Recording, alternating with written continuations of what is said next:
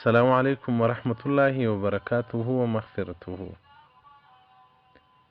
إن الله سبحانه وتعالى جعل هذا البيت مباركا.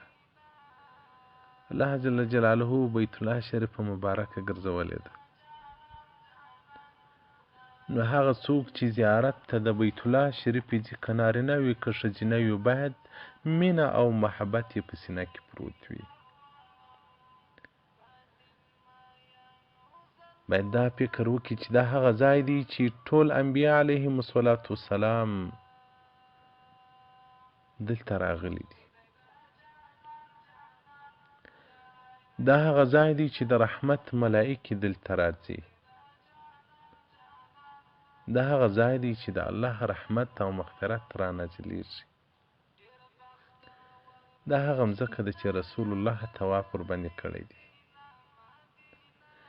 دا هغه بیته ده چې لمر خیږي او رالویږي، شمال او جنوب، چې هر ځای مؤمن وي دې ته سجده کوي. دلته به انسان د ادب او د احترام او د محبت پر قدم باندې قدم ایږدي. مینه او محبت به د بیت الله شریف سره کوي. نو ځکه وایي ډېر ځله یو څوک په بیت الله کې نه وي خو اجر پیدا کړي. ډېر ځله یې څوک په بیت الله کې وي خو بې اجره وي. هغه څوک چې بې ادبه وي، ادب نه لري.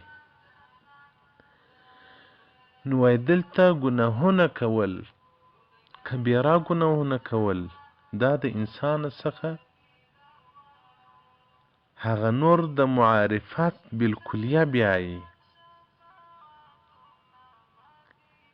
هغه څوک چې په مکه مکرمه کې په کبایرو ګناهو باندې مبتلا سي، هغه نو د الله د رحمت څخه ځان امیده کړ. هغه څوک چې کبیره ګناهونه کوي، هغه د معرفت څخه بالکل بې قسمت سي. د الله معرفت چې د انسان د سینې څخه وځي هغه کفر کیږي. او هغه څوک چې صغیره ګناهونه کوي، وایي د هغو معرفت کمیږي. نو ځکه عبدالله بن عباس رضی الله تعالی عنه مبارک طائف مختاره کړ. پوښتنه ځینې وسوه چې ته خو دومره جلیل القدر صحابي یې، ولې په مکه مکرمه کې ژوند نه کوې؟ وایي ده ورته وویل چې بل ځای که 80 ګناهونه وکم، دا ماته محبوب دي تر 1 ګناه چې هغه زه په مکه کې راسه وسي. او عمر رضی الله عنه مبارک به ویلو لوه خطا چې زما څخه په مکه کې وسي،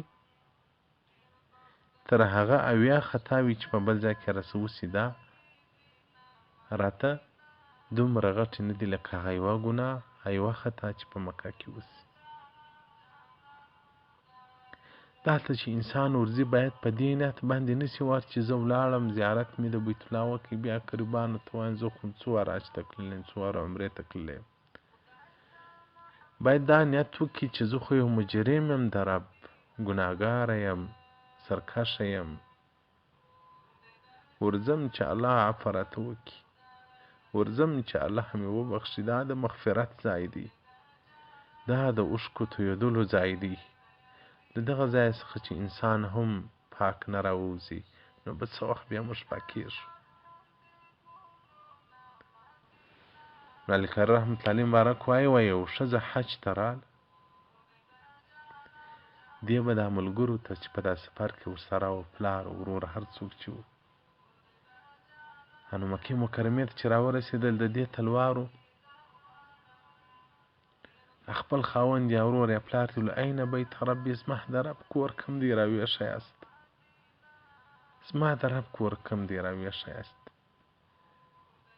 نو هغو حرم ته راوستله چې ستا د رب کور ها دی.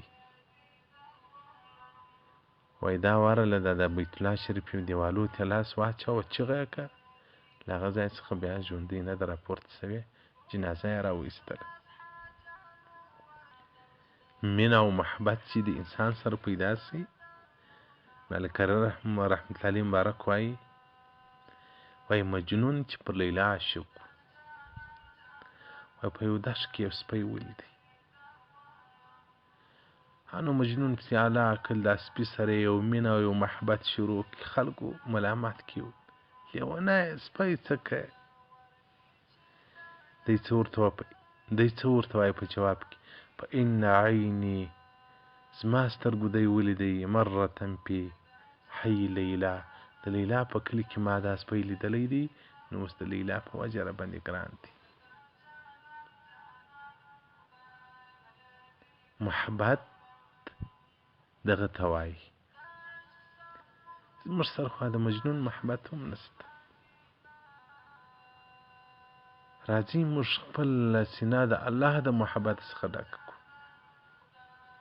دا د مغفرت ځای دی. دا د اوښکو تویېدلو ځای دی. دلته باید سړی معصوم سي، پاک سي. نو محترم زائره زیارت کوونکي که نر یې او که ښځه یې، که ورور یې که خور یې، تاسو لږ فکر وکړئ په دغه ځای کې به څومره د الله جل جلاله محبوب خلک ګرځېدلي. تاسو فکر وکړئ دلته به څومره ګناهګاران راغلي او الله به بخښلي. دا زموږ د مغفرت او زموږ د بخش ځای دی چې الله بخښه راته کوي. نو که حاجي که عمرې د هغه باید سترګې په اوښکو باندې ډکې وي او سینه یې د محبت څخه ډکه وي. خلکو ته باید فکر نه وکړي. که خوري که وروري په انسانانو کې باید سوچ و فکر نه وکړي. انسانان هر ځای شته.